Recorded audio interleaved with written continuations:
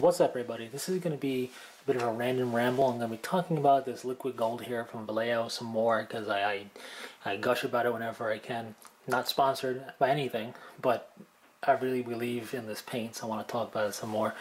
And I'm going to do a Tamiya clear blue thing at the end of this video just because it's a little bonus, because it's not enough for its own video. Before all that, I want to talk Custodes, which is partially why you're seeing this gold here. Ford released the Guardian Spear upgrades, the Adressatic Spear or something like that, and the Thermitic Spear. I forget what they call them, but there's two or three, I think three, but it could just be two, Guardian Spear weapon differences that you could purchase from Forge World. They're only for the 30k version, the Custodes Forge World stuff, but they look cool. They're full-on spears. They just go in place of the Guardian Spear bit that you get in the GW kit. So in place of that, you glue these things on, and they look really cool.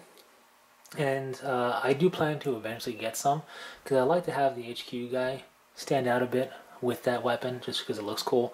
And, you know, I would like to build the Custodes to work both in 30k and in 40k, and I might want some of those weapon options in a 30k list. So check out Forge's website for that. It is pretty cool stuff. I wanted to mention it before starting this video proper.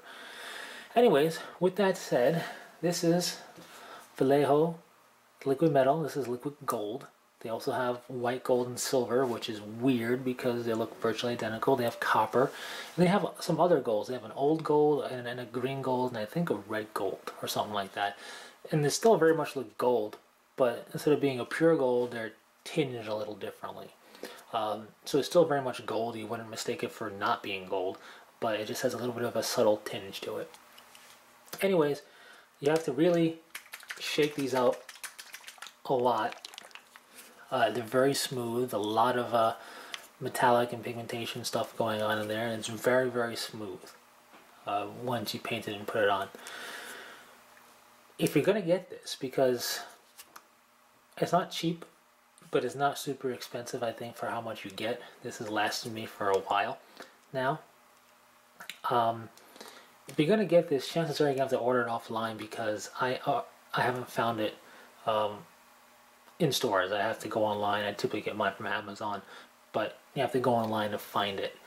I haven't seen it on the shelf somewhere, unfortunately. So if you're going to do that, you want to make sure you don't ruin the paint. And that means don't use water. Every time I mention these paints, I mention this because I don't want you to spend the extra money and time to get this and then ruin the paint by accident. No water. Instead of water, you got to use this guy. Isopropyl rubbing alcohol, specifically 91% at minimum. I wouldn't use anything lower than this. This is the highest I can find in stores by me. You can find 93 online, but the higher the better for our purposes here.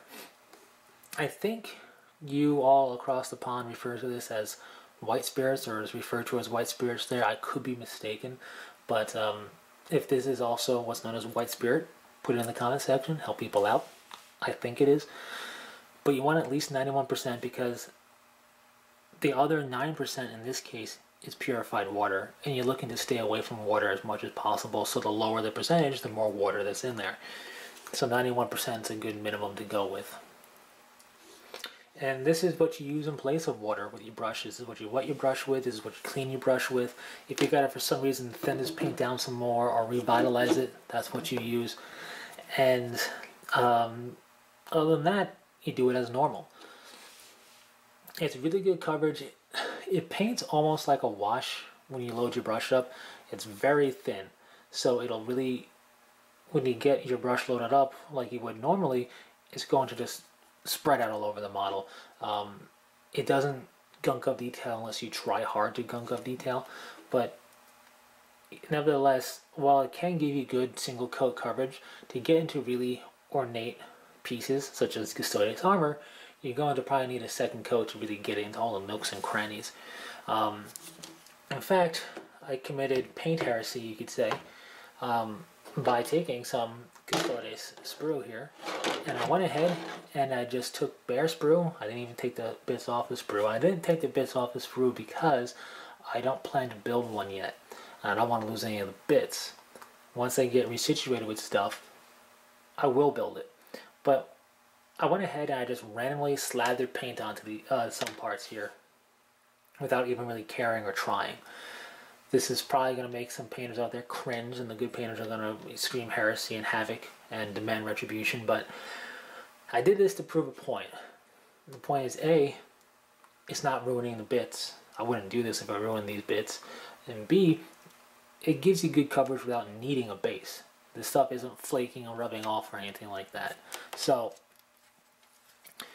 I didn't really try to get complete 100% coverage here. So as you can see, I'm going to have to go back in and touch up these areas, but I would do it with the clip off of the sprue and partially assembled, because that's how I paint. I paint partially assembled. So that aside though, you can see the detail on the eagle there.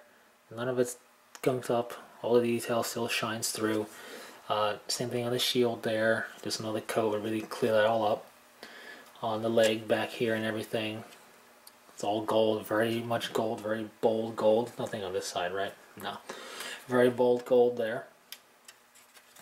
And again, more of the same. More gold, really good coverage there and there on the shield, on this piece here. You just go back in a second coat and it'll be really nice gold. So the reason for all this is just to say, hey, this stuff's really good. I will gush about it whenever I bring up talking about painting gold, because it's my go-to if we're doing a lot of gold. Now if I'm doing a one shoulder trim piece here, one shoulder trim piece there, I probably won't bust it out. But anything more than that, and I tend to, just because it's the way to go for gold for me, and I think it's definitely worth giving a shot for yourself. But it's very vibrant gold, even though you can tell you gotta get another coat in here to really clean up everything. That's over bare sprue, and if I was careful about this and I properly applied the paint, I didn't just go like rub the paintbrush on and move around, you would only need one coat. But 2 coats is really ideal for complete utter gold coverage there. But yeah, not too much else to say. Just wanted to show that the gold really does cover well, and it doesn't gunk up any detail right on there. So you just, another pass and this thing will be perfect. Really worth looking into the Vallejo liquid gold if that's not scaring you away, the whole alcohol based part, and it shouldn't. You just use that isopropyl rubbing alcohol, 91%, and you're good to go. But when I do eventually paint these things up proper, I will partially assemble it. They will be off of the sprue, partially assembled, and I make no guarantees that I'm going to put a base coat down, because I've done this in the past. In fact, the segment terminator that I'm still working on, because I haven't touched it in a couple of weeks, doesn't have any base coat down for all the parts of the gold and Tisca Ruby-esque red, because I just put the gold down. So there you go. Secret's out. But I'm a terrible painter. It's okay. But anyways, that's the Vallejo liquid gold portion. So lastly, I've talked about Tamiya clear paints before, but and I mentioned how they are used to tint clear parts. But this is the Tamiya clear blue, which is a darker blue. The green is around the same darkness, if not a little bit darker.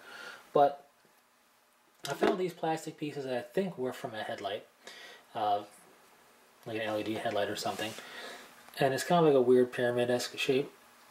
And I went ahead and I left one half of it clear, and the other half I just hit with Tamiya clear blue. I did outside and inside, although depending upon the effect you're going for, you may just do outside, or you may even just do inside. As you can see, even though I did both inside and outside, you can still see through a translucent style. It's not opaque. If you shine a light underneath it, it would be blue. It's very nice. Something like this in this particular shape could be for a towel barricade with this color. It could be a psyker effect, making a geometric shield somehow, or a geometric barricade. If this was green, it could be Necrony, and so forth. So stuff like this and these random clear shapes can be tinted and used to represent spell effects, tech effects, or what have you. And then of course canopies that come with our aircraft can be tinted to make it really stand out and look cool and be part of your whole color scheme.